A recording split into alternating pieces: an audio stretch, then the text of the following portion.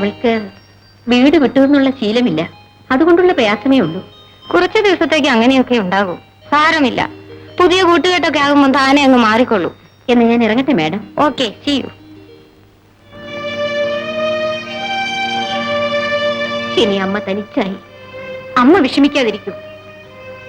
ഓരോ ആഴ്ചയും ഞാൻ വീട്ടിൽ വരില്ലേ?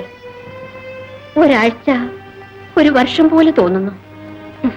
സാരമില്ല അമ്മേ, take it easy.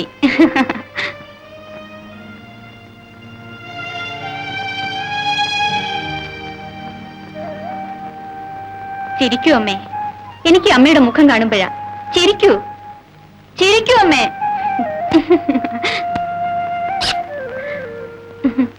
Tata, bye bye.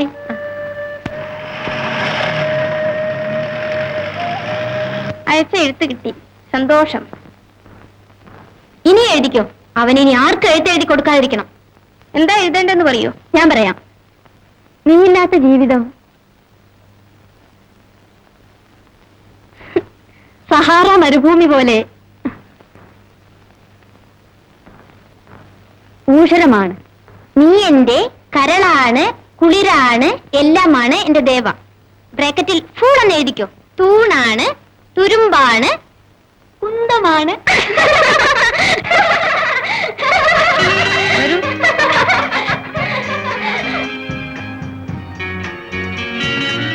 ഇത് നിങ്ങളുടെ പുതിയ റൂംമേറ്റ് രാഗിണി.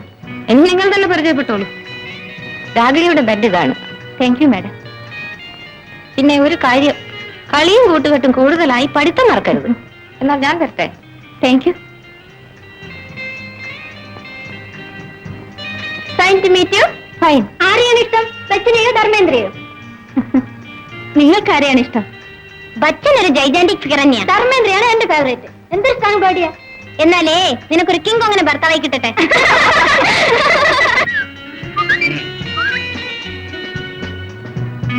ഈ കവിത കൊള്ളാമില്ല. എന്നാൽ ഒരു 15 മാർക്ക് കൊടുത്തേ. വായിൽ നോക്കി നടന്നാ പറടാ. നിനക്ക് അവളുടെ തലയിൽ നിന്ന് പൂ എടുക്കാമടാ. എന്തത്ര സംശയം? ബെറ്റ് വെക്കണം. ബെറ്റ് 25 രൂപ. ശരി, സമ്മതിച്ചു. Good luck. സെക്കൻഡ് പീരീഡ് ഇല്ല കേട്ടോ. ഇതിന് റെക്കോർഡ്സ് തന്നെ എഴുതിയോ? എന്റെ എല്ലാം കഴിഞ്ഞു, ഞാൻ ഇന്നലെ എഴുതി. നീ എഴുതിയോടി? ഇല്ല, ഇനി വീട്ടിൽ പോയി എഴുതണം. അയ്യോ, ആൺകുട്ടികളോട് ബെറ്റ് കേട്ടരുത് കേട്ടോ. അവൻ ഏതാ? അതൊക്കെ ഇവിടുത്തെ പൂവാലന്മാരാ. ബെറ്റ് എടുത്തു വെച്ചോ, ഞാൻ ഇപ്പോൾ വരും. വരൂ, നമുക്ക് പോവാം. വേഗം വരണം, നമുക്ക് പാർട്ടി നടത്തണം. അവൻ വരുന്നുണ്ട്. ക്ഷമിക്കണം, ഞാൻ കൂട്ടുകാരായി ഒരു ബെറ്റിന് വേണ്ടി എടുത്തതാണ്. പന്തയ തുകയിൽ പാതി ഒന്നേക്കാം. ഇതാ പൂ. എന്നാൽ ഇതിരിക്കട്ടെ.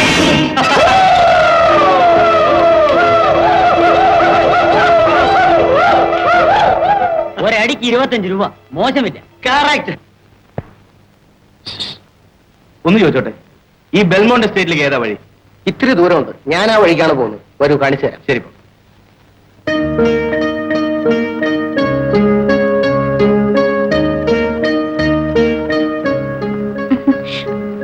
പ്ലീസ് ഒന്ന് ചോദിക്കട്ടെ, കെമിസ്ട്രി ലാബ് എവിടെയാ? അതെ, കെമിസ്ട്രി ലാബ്. പണ്ടാരം, രാവിലെ ഇതിനെ തന്നെ കാണണം.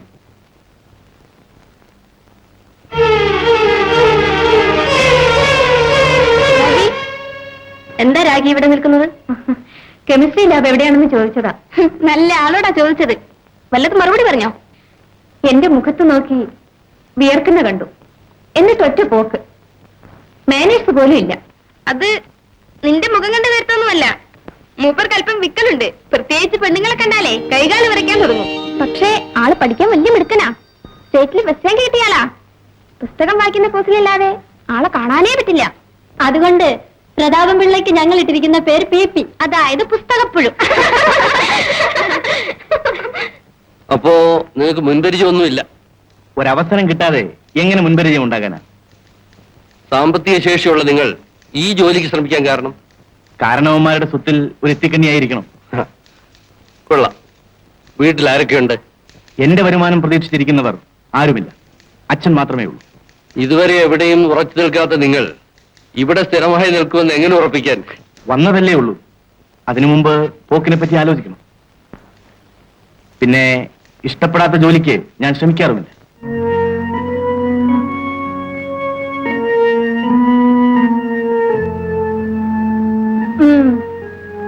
എന്താ പുസ്തകം കയ്യിൽ വെച്ച് ആലോചിച്ചുകൊണ്ടിരിക്കുന്നത്? ഓ, വായിക്കാനുള്ള മൂടില്ല.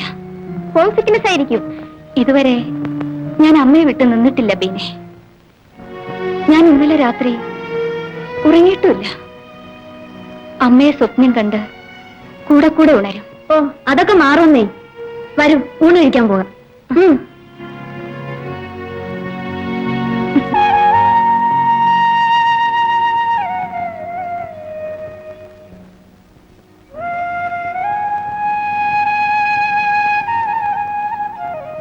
കാർത്തിയായനി, കാർത്തിയായനി, ഇതെല്ലാം എടുത്തോളൂ. ഒന്നും കഴിച്ചില്ലല്ലോ കൊച്ചമ്മ. നല്ല വിശപ്പില്ല. ചാകിക്കുഞ്ഞു പോയതിന്റെ വിഷമമായിരിക്കും. സാരമില്ല, 2 ദിവസം കഴിയുമ്പോ ശരിയാവും.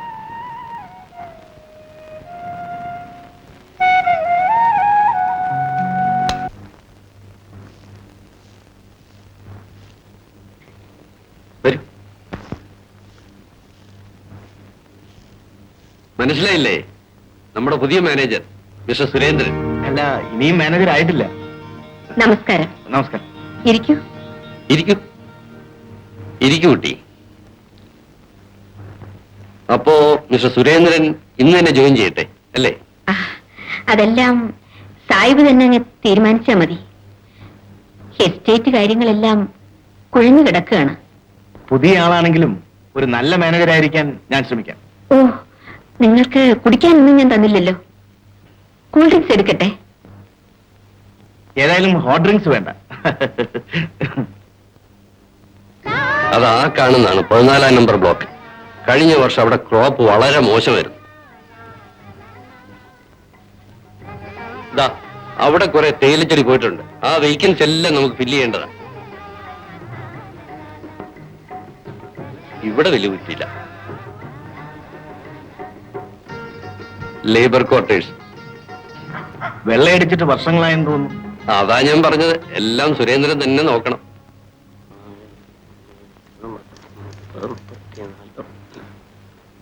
വർക്കേഴ്സ് കോളനി വെള്ളം വലിച്ചില്ല അല്ലേ? ഇല്ല സർ. ഈ വർഷം തന്നെ 2 തവണ വെള്ളം വലിച്ചതിന്റെ കണക്കുണ്ടല്ലോ. എന്നിട്ടും കോളനി തോട്ടുപോലാണല്ലോ കിടക്കുന്നത്. മാനേജർ തൊഴിലാളികൾക്ക് സൗകര്യം ഉണ്ടായാലേ സ്ഥാപനത്തിന് മേന്മയുള്ളൂ. പഴയ സാറ് പറഞ്ഞിട്ടാ. ഒന്നും പറയണ്ട. നിങ്ങളുടെ കള്ളക്കളികളൊക്കെ ഞാൻ കാണുന്നുണ്ട്. ഇതിലൊന്നും എന്നെ കൂട്ടിയിട്ടൊന്നും കരുതണ്ട.